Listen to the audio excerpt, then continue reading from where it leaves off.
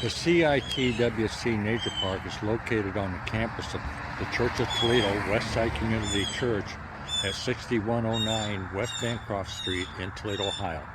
To enter the nature park, take the driveway to the parking lot behind the church. Hi, this is Rex with the CITWC Nature Park, and I promised about a month ago that I was going to do an update on the status of my native seed planting, wildflower planting, in which I did over 200 milk jugs and pop bottle jugs and juice jugs and something like that.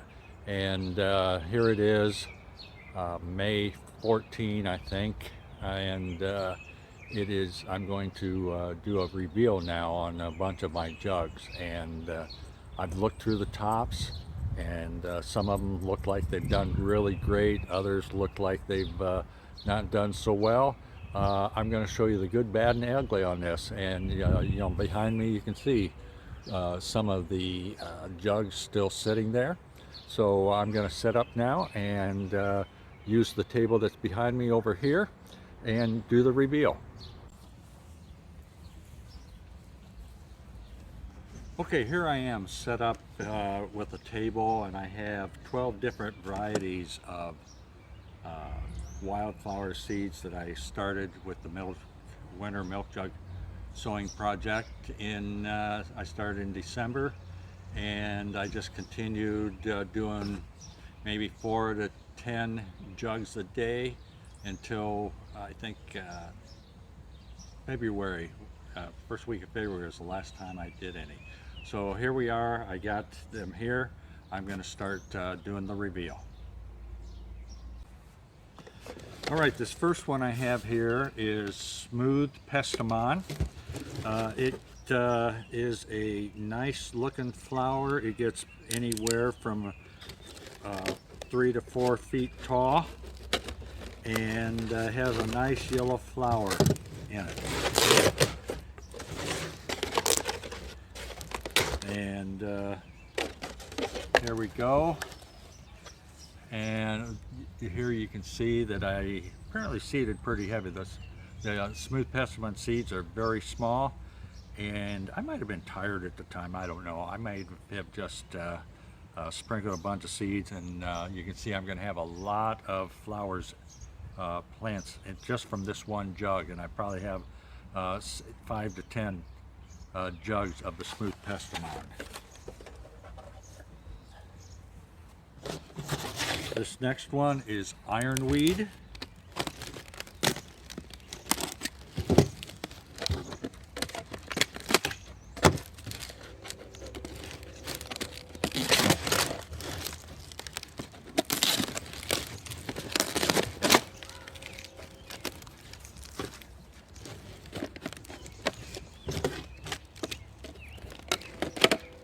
This isn't as easy as it looks when you're trying to do it live here.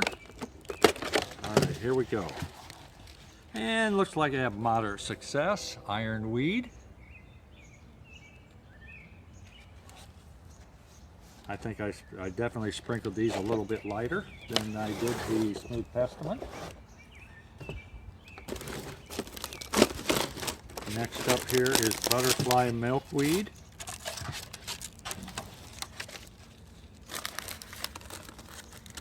Butterfly milkweed is one of those milkweed plants that the monarch butterfly lay their eggs on. They won't lay their eggs on anything else, and the monarch caterpillar will not eat anything but milkweed. This one gets probably 12 to 18 inches high and has a nice spray of orange flowers, which usually start in June, and depending on how many plants on it, could last 4 to 6 weeks with the flowers. All right, next is Nodding Wild Onion.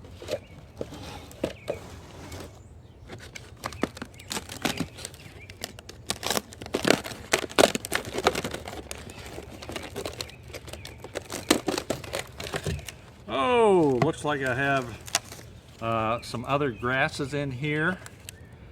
Some of these are actually onion, and I'm going to take a little bit out of there.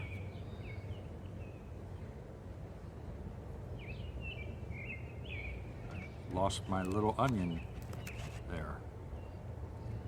Yep, it's onion. What I did, if you watched the previous videos, what I did was I went in and I found some leaf mold from a wood. So I'm getting a lot of weeds. This is a grass, definitely not what I wanted. There's some other weed. I don't know what this variety is. I see it a lot. I don't know if it's a metal rue. Some others here, but some of these little skinny ones, those are definitely not a wild onion. Next I have golden tick seed. I did use two varieties of tape. One was this clear shipping tape, which I thought was a little hard, and I think on that first one, nope. A couple of these, I started using the gray duct tape. But here, this is golden tick seed. It is an annual. It reseeds every year, and I got a lot in here, and it gives a petal or a flower with usually a yellow petal that goes towards a reddish maroon color in the center, and it just looks awesome. New England Aster is next.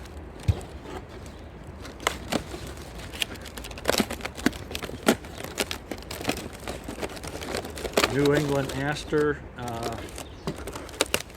blooms in the fall, and they usually late September on into October. It is gives a purple flower. It gets anywhere from 3 to 6 feet tall, depending on the soil conditions. This one is a weed from the woods, but here you can see the various New England Asters that I have in here. Next I have common milkweed. I think sometimes it might be called purple milkweed. I'm not 100% on that, but this is the type of milkweed that usually when I was growing up I'd see out in the farmer's field or along the fence row. Oh, I got quite a few in here.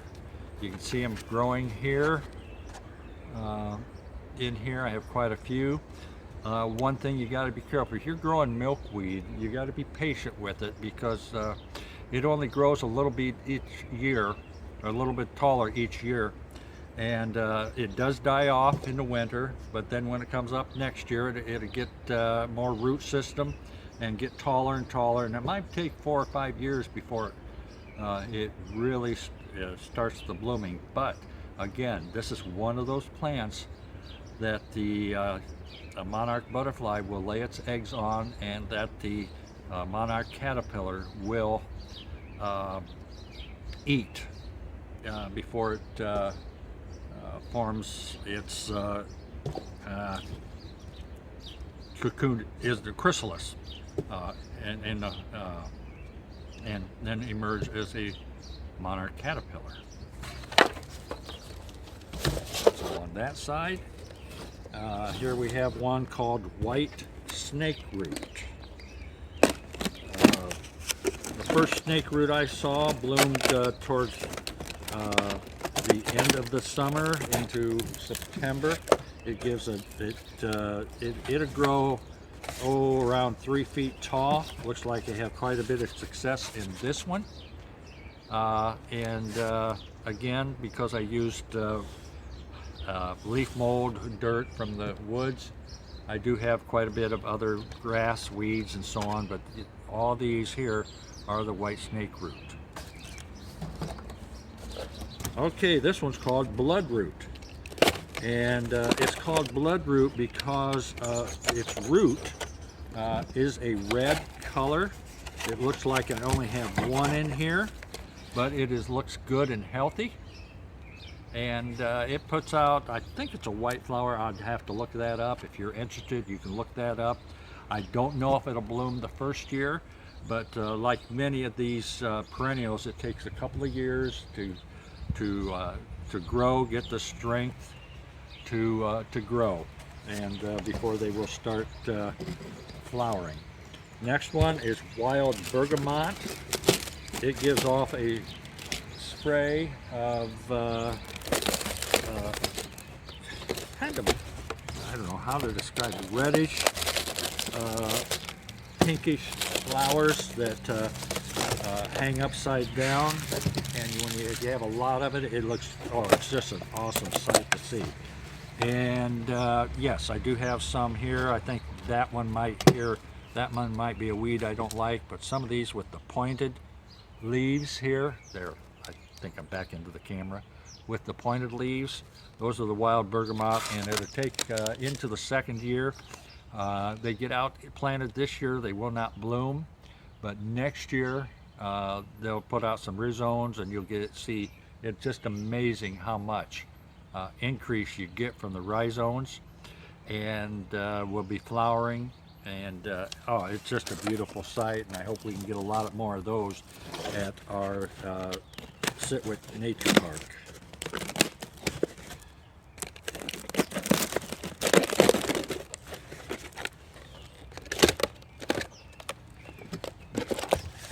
Okay, some of these are weeds, some of these are my hairy mountain mint. These little ones standing here are the hairy mountain mint. That one happens to be a weed. I think that's probably some kind of buttercup. That weed might be orange jewelweed. I'm learning these. I'm surprised I remember. But I'll tell you, I like to take the leaves of the hairy mountain mint and crush it in the fingers and then snip it, and it's just gives off a wonderful aroma, a nice minty aroma. And the last one I have here on the table is cardinal flower, and they're a little bit slow. How well you can see that, all those real little dots that are around here, those are cardinal flowers. Again, the seeds unlock when they're ready. When they have the right conditions, they will unlock and germinate and start growing. I'm not sure what this little one here is with the hairiness here, but you know, I think I'm going to let it grow and hopefully find out. Now, those are some of the better ones. I'm just going to pick one here. I've already